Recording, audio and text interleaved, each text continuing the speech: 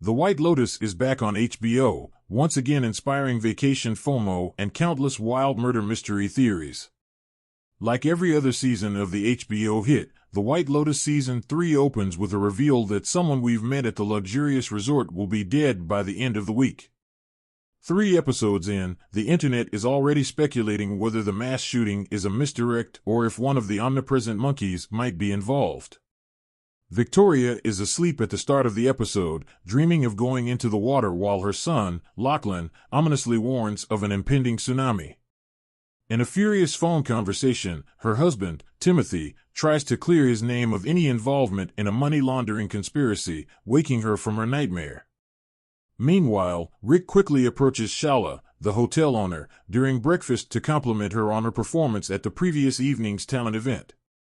Claiming to be a producer working on a new project, he tries to convince her to accompany him to Bangkok to meet with the director. Across the room, Timothy's phone is ringing nonstop. He excuses himself from his worried relatives to take a call from his coworkers, who inform him that the FBI has just raided his workplace. Back in their room, Saxon tells Timothy he's been receiving a ton of calls from coworkers trying to reach him and suggests they call them together. Instead, Timothy instructs the family to go on a digital detox, collecting their phones and laptops to keep his son from learning about his troubles.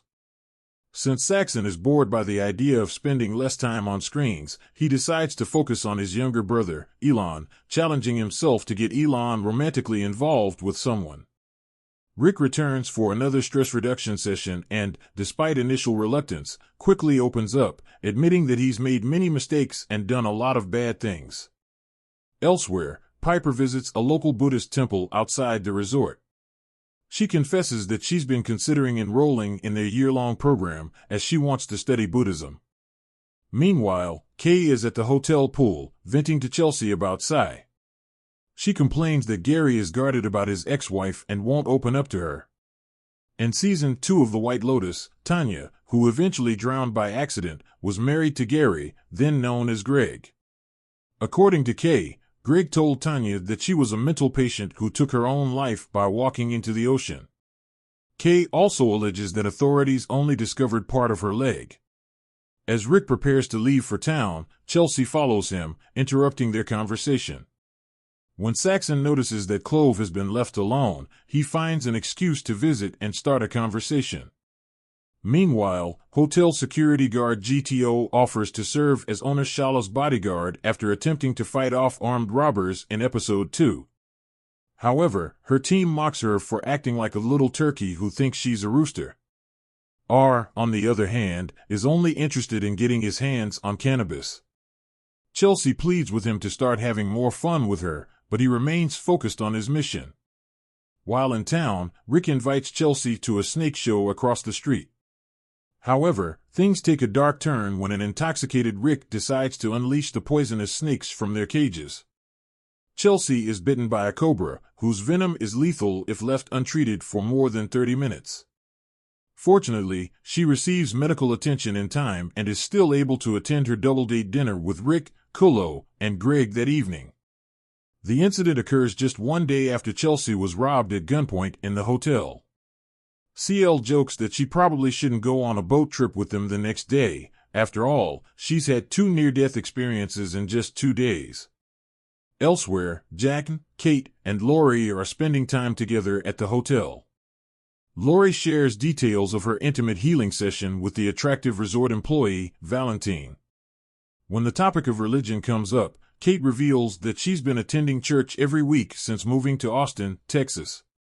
Jacqueline admits that she would feel alienated, finding it strange to be surrounded by Texans who likely voted for Trump. Lori then asks Kate if she's a Republican and whether she discusses politics with her new neighbors. Shocked, her friends wonder if Kate voted for Donald Trump. Despite insisting that she is an independent, Kate suggests that she did, quickly changing the subject and promising to take her friends to church if they ever visit her in the South. Meanwhile, Pornchai and Belinda have dinner together. Later, Belinda approaches Tanya's former husband, Greg, now going by Gary, after noticing that he is staying at the same resort. However, Gary denies ever having met Belinda or heard of Tanya. Back at the resort, Timothy is unable to attend dinner after taking one of Victoria's medications and fainting. Saxon takes this opportunity to inform the Ratliff family that he has secured an invitation to Gary's boat trip the next day. Feeling anxious, Gaytalk waits outside. In their room, Walter calls a friend to ask for help with a problem, mentioning that he will be in Bangkok the following day. Chelsea interrupts him, angrily demanding to know why he let the snakes loose. She threatens to pursue him into the next world and beyond if he tries to kill her. Later, a tipsy Pornchide leads Belinda back to his room, expressing his hope that they will have wonderful dreams about each other. A romance seems to be blossoming between them. However, Belinda returns to her room feeling uneasy, as if she has noticed something lurking in the shadows.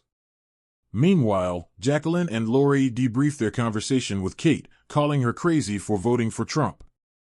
They remark that people tend to grow more conservative as they age, and Kate's husband, Dave, always seems to be the one calling the shots. Unbeknownst to them, Kate is quietly listening to their discussion.